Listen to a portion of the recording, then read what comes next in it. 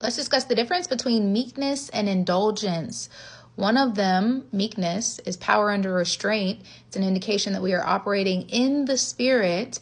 Indulgence is the lack of that restraint or self-control, and it leads to us living a life fueled by the flesh of indulgence. Meekness is power under restraint. It equips us to channel our strength, our emotions, and our desires into responses that reflect God's will.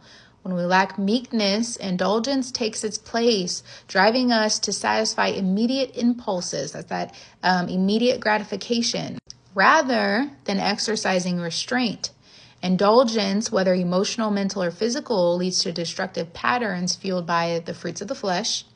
This is a skill that allows us to operate in power instead of impulse. Rooted in God's submission, it allows us to, number one, master our emotions.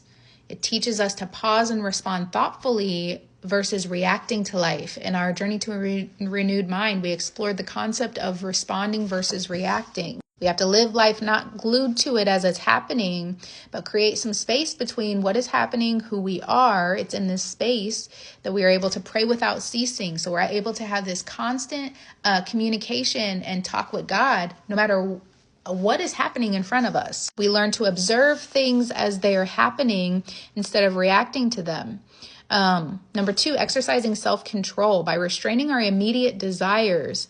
Meekness aligns our actions with God's will, reflecting wisdom and grace. And number three, walking in confidence. Meekness rests in God's sovereignty, his direction, who he is, freeing us from the need to control outcomes or prove ourselves. Meekness is the difference between living from a performance and living from purpose. When we're grounded and walking in purpose, we literally take our direction from the way that the Holy Spirit nudges us to do something or restrains us from doing something. Indulgence, or a lack of restraint, a lack of that self-control, leads us to prioritize short-term desires over long-term well-being and spiritual growth.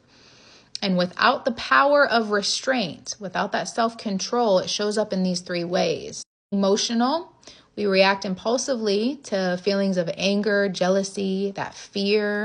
It really creates conflict. It magnifies conflict. Number two, mentally, when we dwell on these negative thoughts, these negative thought patterns that we've been discussing, we dwell on the insecurities and the fantasies distance us from God's truth. They feed the pride or anxiety. And then number three, physical, pursuing temporary pleasures like overeating, overspending, leaves us empty and disconnected from God. Remember, all this information can be found in the devotional 45 Days to Emotional Strength.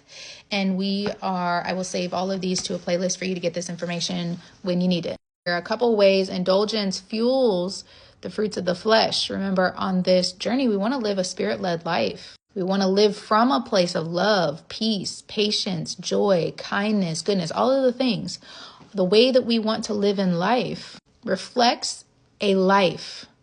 Death is the fruits of the flesh.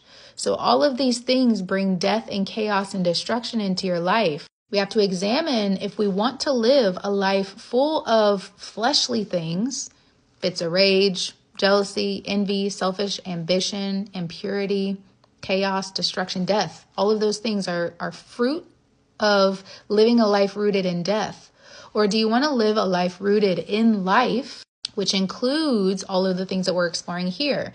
Love, peace, patience, kindness, joy, goodness. We'll have to put some work in to gain some discipline, some self-control. We really have to decide. We have to make a choice on how we want to live and who we want to serve.